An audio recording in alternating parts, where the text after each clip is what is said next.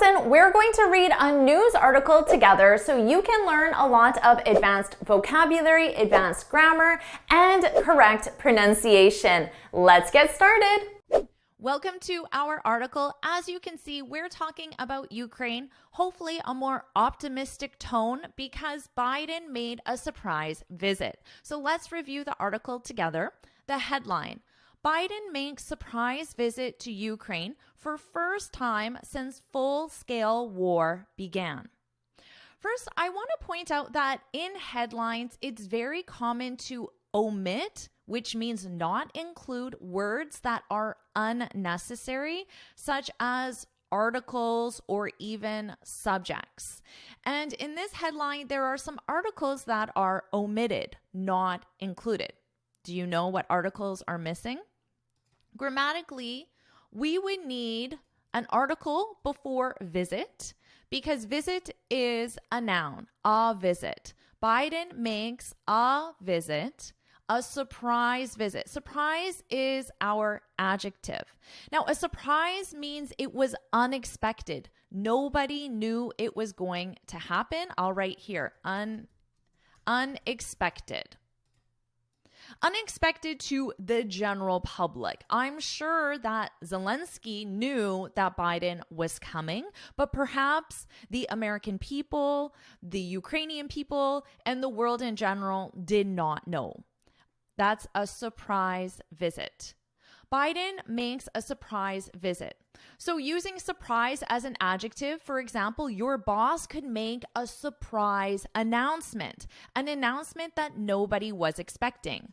My boss made a surprise announcement that we're all getting raises. Woohoo! That means you're making more money. So that's a very good surprise announcement. And of course, I included the article because the article is necessary grammatically. It's just very common to leave it out specifically in headlines. Biden makes surprise visit to Ukraine for first time. Another article is missing. Do you know what? For the first time. The first time. First is a ordinal number, and ordinal numbers need articles. This is a grammatical rule. So you need to say, I work on the second floor. Notice, you can't say, I work on second floor. You need to say, I work on the second floor. The second floor. I work on the first floor, the fifth floor. I live on the 19th floor, whatever it may be. Or you could say, this is the first time I've made a surprise announcement. So notice, we commonly use this with time as well. This is the first time. This is the second time I've watched a J-Forest English video, for example. Okay, for the first time since full-scale war began. We also need since the full-scale war began because war is a noun and we need an article before war. The full-scale war began. Okay, let's continue on. President Joe Biden slipped into Kyiv. This is a phrasal verb. When I see this, slipped into Kyiv, I understand that he went secretively. And that makes sense, right? Because we have this surprise visit. So when you slip into a location or a place, you try to enter without being seen or heard. Here's an example sentence. I slipped into the meeting 10 minutes late. So if you're 10 minutes late, you don't want your boss or your client to know. So you'll try to slip in. You'll try to enter without being seen or heard. So Joe Biden slipped into Kyiv on Monday for the first time. Now notice here, they are using the article the. Like I said, it's grammatically required. It's just very commonly omitted from the subtitle and the main title. For the first time since Russia launched a full-scale invasion of Ukraine almost a year ago. Now notice here, we have since, And then what verb do we have following since? Since Russia launched. So we have since and then a past simple. Now, students also generally know that since is a keyword for which verb tense? The present perfect. So let me show you how they can be used together. I've slipped into many meetings since I started. So since I started working for this company, since I started in this new position, I've slipped into many meetings. So this part, I've slipped into many meetings, is showing how many times this action has happened since a moment in the past, which is since I started. That's the moment in the past, which is why it's in the past simple, because it's a completed past action. This is in the present perfect because it's an ongoing action and the timeline is still ongoing. So I can slip into more meetings in the future. I've slipped into 3 meetings since I started, but next week I might slip into another meeting, which means it's 4 meetings. So this is an ongoing time reference. Considering the placement, it's flexible. You can say since I started, I've slipped into 4 meetings. So you can put this clause at the beginning or the end. Both of them are correct. Let's continue on. Demonstrating in dramatic personal fashion his commitment to the country. Notice here, commitment, and then we have the preposition to. Commitment to. Commitment in this case is a noun. It belongs to him. His commitment. So this is a noun. What's the verb form of commitment? Commitment is a noun. What's the verb? The verb of commitment is commit. Commit. But you also need the preposition to, which means if you have a verb, you need the ing form because you have this preposition to. So you could say, I'm committed to improving my public speaking skills. I'm committed to. Let's continue on. The highly secretive visit. So in this case, we have secretive again, which is our adjective, secretive. Let me highlight this for you. And this is an adjective. It's describing the visit. It's a secretive visit. Now, highly is an adverb, and it simply is emphasizing how secretive it is. It's another way of saying very. It's a more advanced way of saying very. So you could say she's a committed person. She's a very committed person. Or to sound a little more advanced, a little more professional, she's a highly committed person. So you can use this as an adverb. Let's continue on. The highly secretive visit comes at a critical moment. Critical in this case simply means very important. Very important. That's critical. Very important. Moment in the 12-month conflict. This is how long the conflict has been going on, with Russia preparing for an expected spring offensive.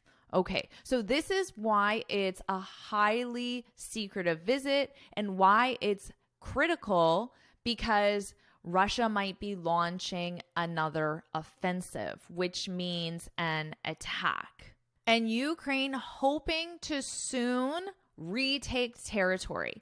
When you have re in front of a verb, it means again. So in this case, it means take the territory again.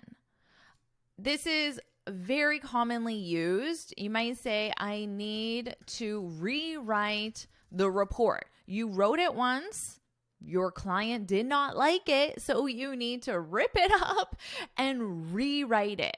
Write it again. Or you might say, let's rewatch that movie. So if there's a movie you really like, you watched it once, but you want to watch it again. Let's rewatch that movie. And notice my pronunciation. We pronounce this as a full e. It has that long E sound. So it's not like a watch. No. Rewatch, rewrite, retake, Hoping to soon retake territory. Take the territory again. Let's continue on. Biden announced $500 million in new assistance, saying the package would include more military equipment, such as artillery, ammunition, more javelins, and howitzers. I don't know what a javelin or a howitzer is. Obviously, it's some sort of artillery. Artillery is equipment that's used in battle, in a attack.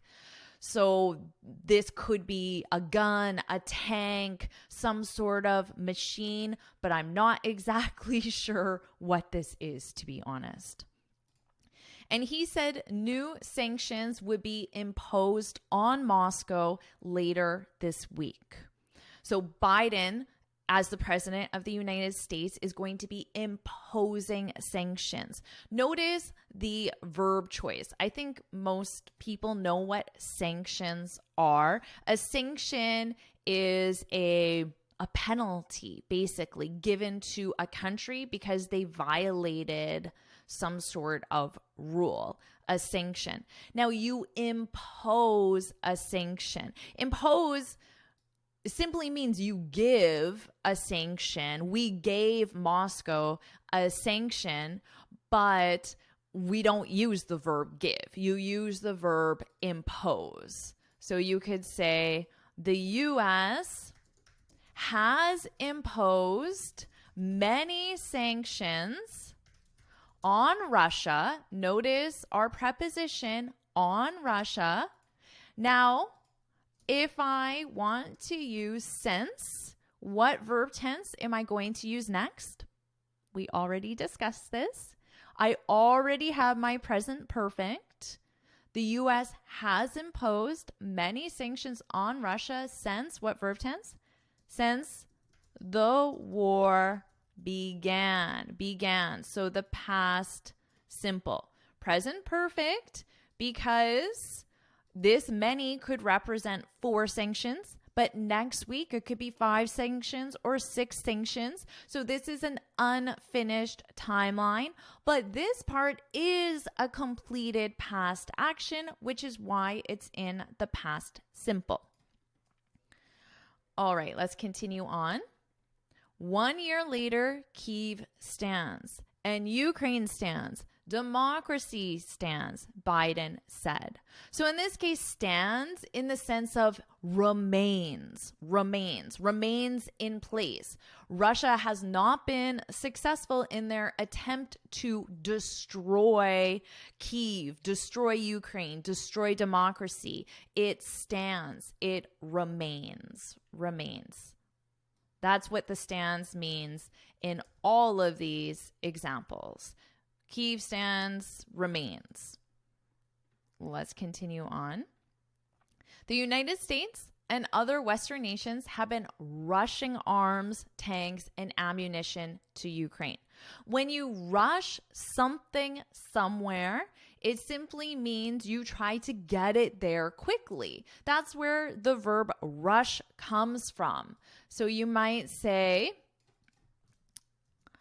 I've been rushing to finish this report. I've been rushing to finish this report. So if you only have 10 minutes left on that deadline, you need to type really, really fast. I've been rushing to finish the report. Or you could talk about it as a completed action. I had to rush to the airport. So let's say you slept in, your alarm did not go off, you woke up late, and you had to rush to the airport. You had to go there very quickly. So you can rush to do something. So in this case, to finish the report, to submit something, to complete something, to buy something. So rush to do something. Let me just write that for you. I've been rushing to do something. Or you can rush to a location, which means you go there very quickly to a location. Now, we also say, I'm in a rush. In a rush. So in this case, it's another way of saying I'm in a hurry. So let's say someone calls you and they're taking quite a long time to tell a story or to give you information. You might say, I'm so sorry, but can you hurry?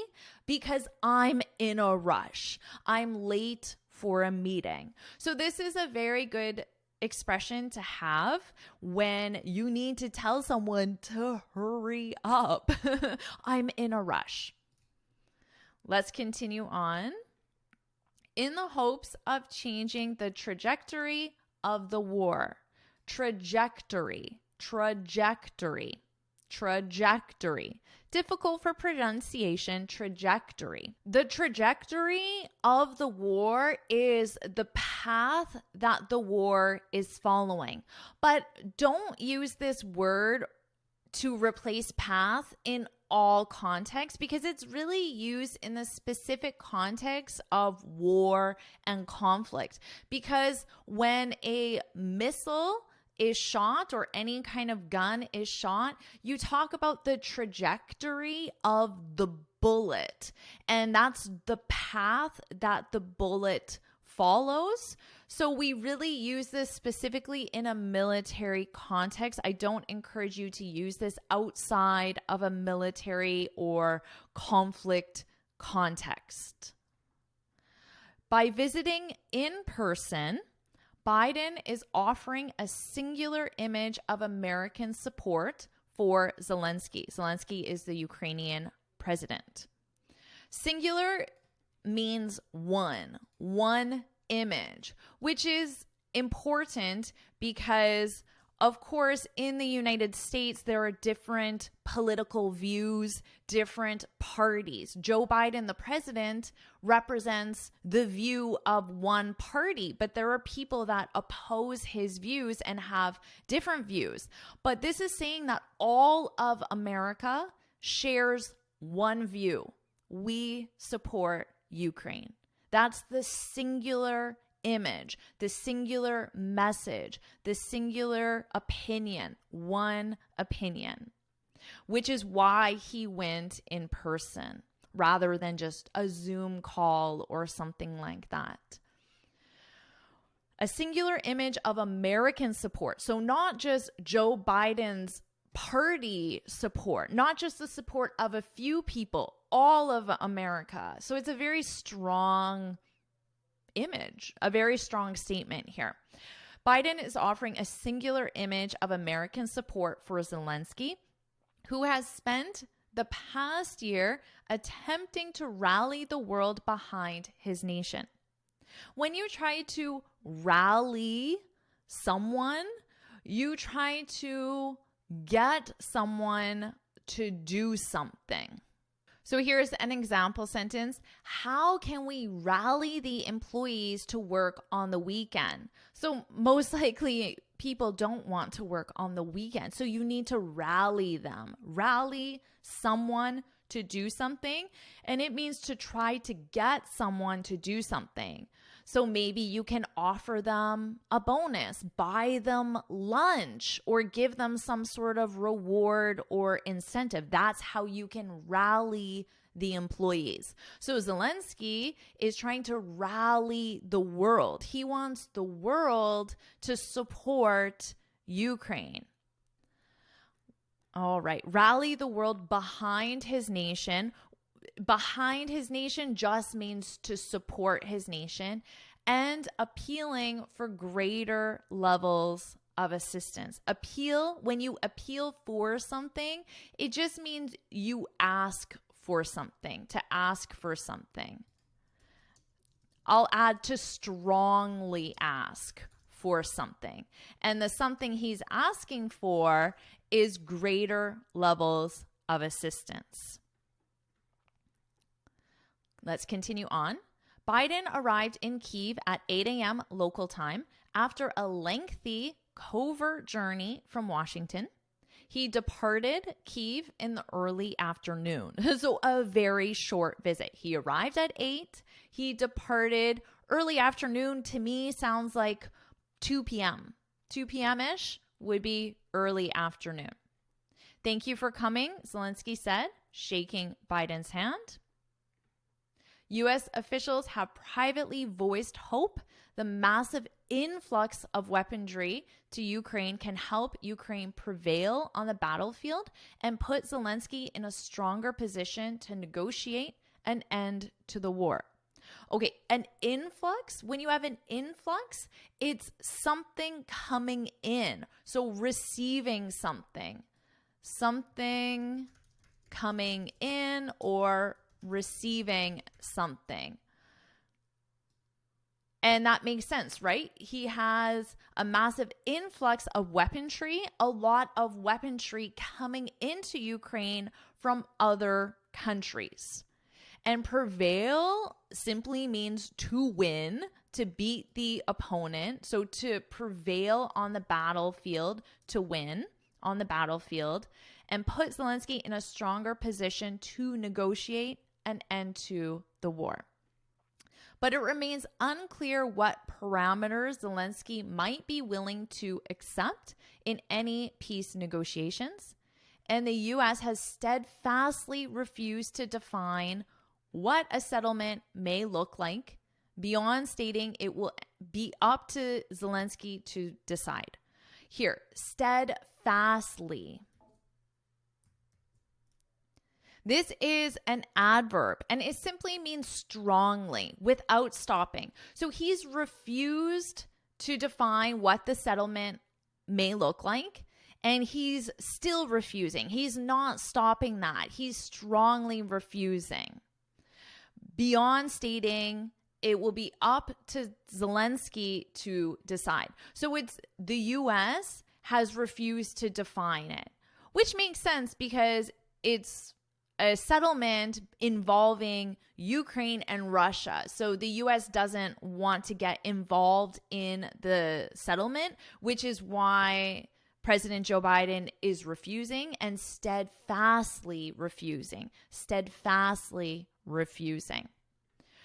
Now, to be up to someone, this is a great idiom. You can use it in your everyday speech. To be up to someone means it's someone's decision. We use this in a very casual context. Here it's used in a more formal context, but it's very commonly used in a casual context.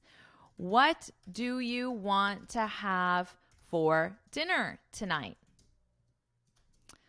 It's up to you. It's up to you, not a question mark, period. It's up to you. It's your decision. It's your responsibility to decide. I want you to decide. So it's a polite way of saying, I want you to decide. It's someone's decision. I'll just write that here. This means I want you to decide. So it's a polite way of saying that. So if somebody asks you, what do you want to have to eat? Where do you want to go? What movie do you want to watch? What do you want to do? You can say, it's up to you. It's up to you. Let's continue on. During their talks inside the presidential palace, Biden laid out his rationale. When you lay something out in this context, it means you explain in detail. Explain in detail his rationale for visiting the Ukrainian capital as the war enters a second year. So it was a surprise visit, right? So when he got there, he explained to the public why he's here, why he's in Ukraine. And remember, what's the reason? Because he wants that singular image, that one image that the U.S. supports Ukraine. Why? Because the U.S. supports democracy. That's his rationale. And he laid it out. He laid it out. He explained it in detail. Let's continue on. I thought it was critical that there not be any doubt, none whatsoever, about U.S. support for Ukraine in the war. Biden said, the Ukrainian people have stepped up in a way that few people ever have in the past, he added. To step up, this is a useful phrasal verb. It means to take action when there is a need or opportunity for it. So the Ukrainian people have taken action. What action have they taken? To be honest, I'm not sure. Likely to offer assistance to other Ukrainians in need, to support each other, to do things like that, some sort of action of support. And of course, there's a need for it because of the war, right? Now, this is used a lot in a workplace context when you want someone to take action when there is a need or opportunity. For example, Jeremy is awesome.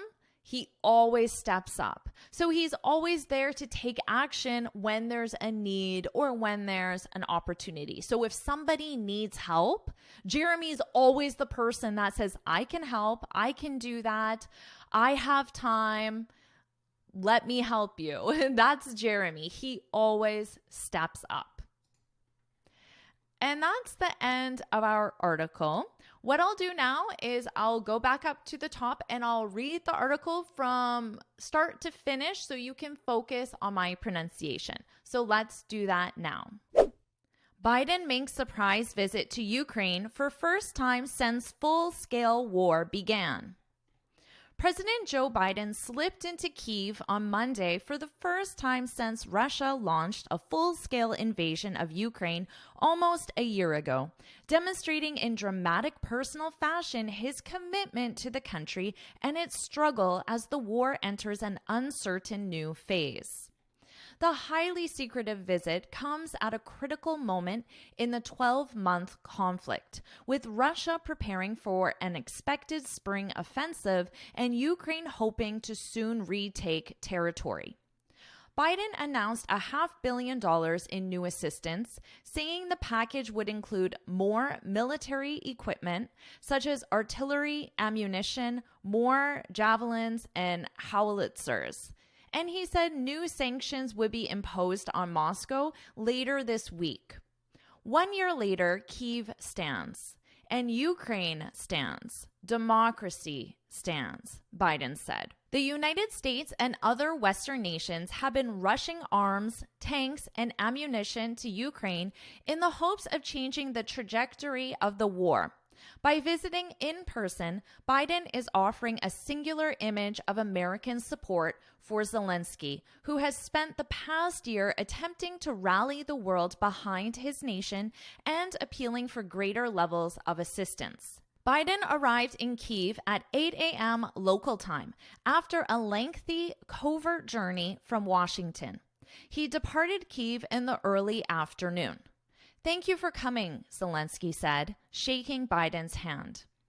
U.S. officials have privately voiced hope the massive influx of weaponry to Ukraine can help Ukraine prevail on the battlefield and put Zelensky in a stronger position to negotiate an end to the war. But it remains unclear what parameters Zelensky might be willing to accept in any peace negotiations, and the U.S. has steadfastly refused to define what a settlement may look like beyond stating it will be up to Zelensky to decide. During their talks inside the presidential palace, Biden laid out his rationale for visiting the Ukrainian capital as the war enters a second year. I thought it was critical that there not be any doubt, none whatsoever, about U.S. support for Ukraine in the war, Biden said. The Ukrainian people have stepped up in a way that few people have ever in the past, he added. If you liked this article, I recommend that you watch this lesson next because we'll review another article together. And if you haven't already, make sure you get your free speaking guide from my website. You can click the link right here. And in this guide, I share 6 tips on how to speak English fluently and confidently. So you can get started with your next lesson right now.